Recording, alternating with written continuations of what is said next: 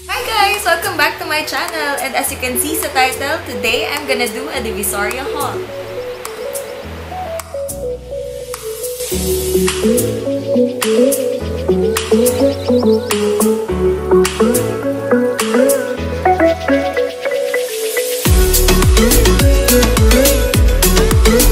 Okay, so ayun na nga, itali ko lang yung hair ko, medyo mainit. Meron kasing isang day na medyo naging free ako, and then nagaya yung friend ko na pumunta ng Divisoria. So I was like, tara, sige game. Ang tagal ko na kasi hindi nakapunta sa DV. Tapos, ko pang nakikita ang photos about it, about how it looks like now, na sobrang parang malinis na siya, like, organized na siya, unlike before. Basta, it looks more convenient, I think, kahit yung dun sa may Cali banda. Basta yung dun sa, ano tawag dun? Sidewalk? Basta, parang gano'n. So, medyo maluwag na siya. So, sabi ko, sige, punta tayo kasi matagal-tagal na din and magpapasko na. So, why not? Let's go shopping. So, to start with, before, sobrang gusto kong magkaroon ng mga plain na socks. Yung pero mahaba. Alam mo, ang maganda sa Divisoria, kasi dahil Divisoria siya, parang ano mo yun, siya yung market ng start ng lahat. Hindi ko siya ma-explain. Basta yung idea ng retail tsaka ng wholesale, uso kasi yun sa Divisoria. And then, sobrang swerte ko lang dati. Kasi nakita namin tong mga plain socks. I got itong, is this like, parang, no, it's mint green, no? Parang turquoise. Parang blue-green. And then, itong pastel pink, of course. And itong gray. So, nakalabas na siya because nagamit ko na siya. So, I got 3. And actually, yung friend ko, bali, for wholesale kasi to. So, 6 yung binili namin. And for 6 pieces, nagbayad lang kami ng, how much yun? 245, I think.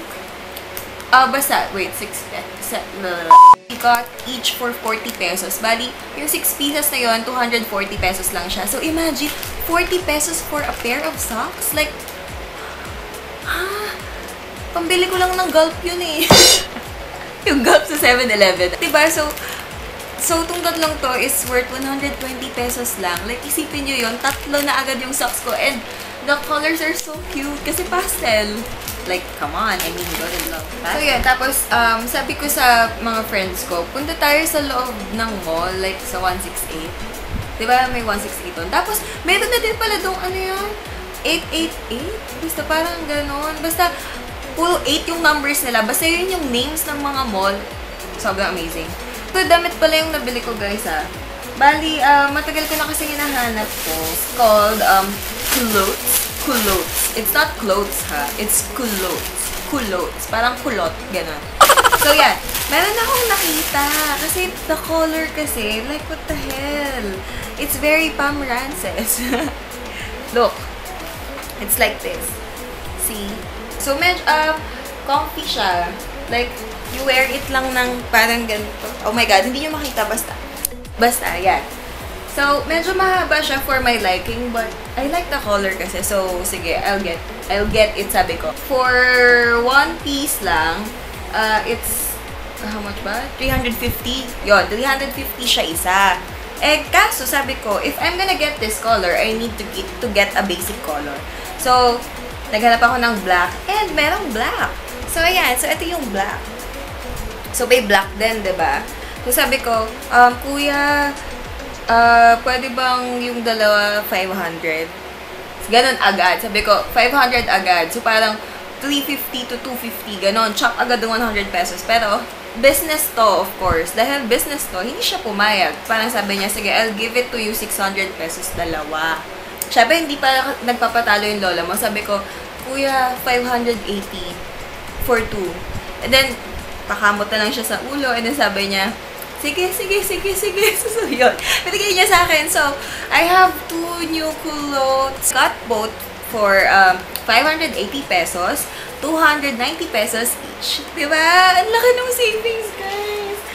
So, makit kami sa taas. Alam mo yung store dun sa taas, yung malapit sa food court, yung pangalan niya is mura dito. O, yan ha, may pa-shoutout. So, pumasok kami sa loob. Sabi ko, baka kasi mura talaga sa mura dito. So, sabi ko, tara. And then, pagkapasok ko, ito yung una kong nakita. This top. Oh my God, bakit baliktad? Ano ba naman ako? Yan. Okay. So, kung mapapansin nyo, yung mga colors na kinukuha ko, parang iisa lang yung tone. Well, kasi, yun kasi yung tone ko for this year. Or, I mean, lately, yun yung kinahihiligan ko na tone. So, nude pink. Ganyan. And then, meron siyang tali-tali dyan sa gitna. Oh, para kita yung basta, ayan. O, diba? Medyo pa sexy effect yung gitna niya. And medyo mahaba siya and long sleeves siya. Ang pretty niya. And, magkano bili ko dito? Pero, ito, hindi ko siya natawaran. Kasi sabi nila, fixed daw yung price nila. Like, okay, fine, mall. Mall lang ang peg. But, ito kasi, ang price niya is 350. So, 350 siya. And, nagulat ako kasi, nung pagtatingin ko, it's from Forever 21. Like, sabi ko, bakit galing siya ng Forever 21? Paano nangyari yun? So, but anyway, sabi ko, sige, fine. I'll get it. Kasi it's pretty. Kaya pala. Okay. Habang namimili iba kong friend kung anong bibilhin nila, umikot ako. And then, I found these shorts. Maong shorts. Maong shorts lang naman. Kaso kasi yung basic price ng shorts na nakikita ko is usually 250 pesos. Pero ito, itong dalawang to, this one is, how much ba to? 120 pesos lang siya. 120 pesos isa. So, I got two. Ito yung isa. Basic maong shorts lang. Diba? Wala lang. 120 pesos dalawa. So, 240 pesos. Nakadalawa ko. And then, what else? What's this? Tapos, this one. Teka lang. Ay, bakit? Ibang mall to. Hindi naman to sa Divisoria binili. Wait. Tapos, sabi ko, bili tayo ng shorts ko na pang bahay. As in, talagang yung parang comfy shorts lang. So, paglabas namin ng mall, ay, hindi, wait. Oh, tama. Paglabas namin ng mall, merong mga stand doon, yung parang mga nasa sidewalk. So, may nakita akong shorts and guys, ang cute nila. Like, iniisip ko kasi pambahay lang naman So, why not, diba? So, ito siya. Diba? So, bumili ako ng 4 pieces. 4 pieces ng short. Tapos, tignan nyo, diba? Ang cute niya. As in, tas masarap yung tela niya. Like, okay, hindi masarap. Kasi pang food lang yun. I mean, comfortable yung tela niya. Like, it's like parang cotton-ish or parang, alam mo yung planela. Yung parang sa punasan ng hands.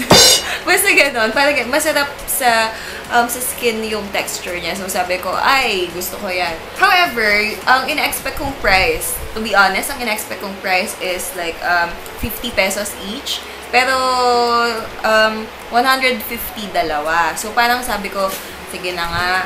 At saka ayoko nang tumawad pag ganun lang yung price. Kasi medyo nakakahiya kasi wala, ang mura na nga nang tinatawaran ko pa. Diba? Parang, so yeah, so nakabili ako ng 300 pesos. 4 na shorts, 300 pesos. Tapos guys, meron akong isang nabili. Parang di ba may area din sa 168 na parang merong area na puro mga school supplies. May area na puro makeup, ganyan. Tapos may area na puro pang mga gadget stuff. Yung parang may mga power bank, may mga blower, may mga charger, mga kung ano-anong accessories sa cellphone, ganon. I saw something na parang sabi ko, oh my God, how much yan? And eto siya. Hindi ko pa siya ino-open, to be honest. Eto siya. It's a Gorilla tripod. Mini Gorilla tripod. Ayan! Diba, alam niyo to yung para sa mga camera, ganyan. Yung na-adjust, like, you can make it, teka nga, ba't ka ba kahawak? You can make it cling to something, like, even here. Pero, why would you do that, diba? I'm just gonna show you guys na, I mean, it could adjust, it could cling, kasi you can move this part, it's movable. So, sabi kong ganon, how much po, how much po? Tapos, Chinese person yung nagbebenta. Tapos, di kami magkaintindihan nung una. Sabi niya gano'n, 100. Sabi ko, 100. Parang ako, for real? 100? So parang siya, 100. Okay. So inabot niya ganyan. So, parang, nung binibili ko na siya, binigay ko yung 100, inaantay ko na mag-freak out siya dahil 100 pesos lang yung binibigay ko. And, 100 pesos pala talaga siya. Tapos parang sa akin, hala, ang mura. As in, sobrang shook yung face namin ng mga friends ko. Kasi parang 100 pesos. Bakit ganito ako ka-surprise? Kasi, siguro a couple of weeks ago, nasa Century Mall kami ng friends ko. And then, you know, Digital Walker. Basta para siyang place for accessories din ng mga cameras and phones and stuff. Tapos, nakita ko yung ganito. So, meron silang ganito. Tinignan ko yung price. And, nag-expect ako syempre ng medyo higher price than 100 pesos, of course. And it's worth 999 pesos. Pero hindi ko pa din binili. Tapos, nung nakita ko to at 100 pesos, imagine nyo guys kung magkano yung natipid ko. 800 pesos. Pinagpawisan lang ako ng konti, to be honest. Syempre, mainit kasi sa Divisoria. I mean, gets. Siguro, of course, mas matibay yung nasa Digital Walker. Like, I don't know, I'm not sure. Pero, maingat naman ako sa gamit, especially if mga accessories ng mga stuff na favorite ko, like my camera. So, maingat ako sa mga gamit. It's not as if aakit ako ng bundok and dala ko to, diba? Para madali siyang masira or something. At wala namang kids na naggagalaw ng mga gamit ko, like bigla na sa maging wild, yung mga ganon-ganon. Wala namang ganon eh. As in, good deal. Like, what the fuck? 800 pesos yung na-save ko. Tapos meron akong sarili kong Gorilla tripod. Yan. Pinabili akong ganito. So, wait lang. I'm still thinking what else did I get. I think yun lang. So, to compute everything, 100 pesos yung Gorilla tripod, 240 pesos yung shorts, yung dalawang maong shorts. Tapos, yung pambahay shorts na 4 pieces is 300 pesos. 350 para dun sa Forever 21 na top. Tapos, 580 for yung 2 culotte pants. Tapos, wala na. Oh my god, wait. Yung socks pala. It was 120 pesos sa socks. So, ang nagastos ko all in all is 1,690 pesos lang. And, look how many stuff I got. Like, lagyan natin sa lala. Sobrang isang punong bag ng stuff. Oh my god, may nalaglag. So, hindi ko siya laging nagagawa. And every time na ginagawa ko siya, I always make sure na I'll have fun and mabibili ko yung mga stuff na gusto ko. Bali, to sum it all up, yung 1,690 pesos ko na nagastos ko sa Divisoria was totally worth it. Ayun, I love Divisoria and sana sponsoran niyo ako. It's all about how you carry it, how you carry yourself when you're wearing their clothes. Parang pagka nag-uukay-ukay ka, diba? So, hindi naman makikita na mumurahin lang siya eh. Basta you're confident on how you carry it. Or, basta, this concludes the video. My Divisoria haul video for today. I hope meron kayong mga nakuhang new information from me. And I hope to see you guys next time. And I want to wish everyone a very happy new year. Welcome 2017! More videos to come. Sana sipagin pa ako, Lord, please. Also guys, if you want to stay updated with everything that I do, please don't forget to follow me on my social media accounts. Sa Instagram, sa Twitter, and sa Snapchat. I'm Pam Rances everywhere. At Pam Rances everywhere. So, it's not hard to remember. More than that, actually, kahit di nyo kayo follow doon, basta mag-subscribe lang kayo here sa aking channel. Yun, please don't forget to like and leave a comment if you have anything to say and para alam ko kung ano yung mga gusto nyo pang makita dito sa channel ko. Alis na ako guys and see you next time. Bye!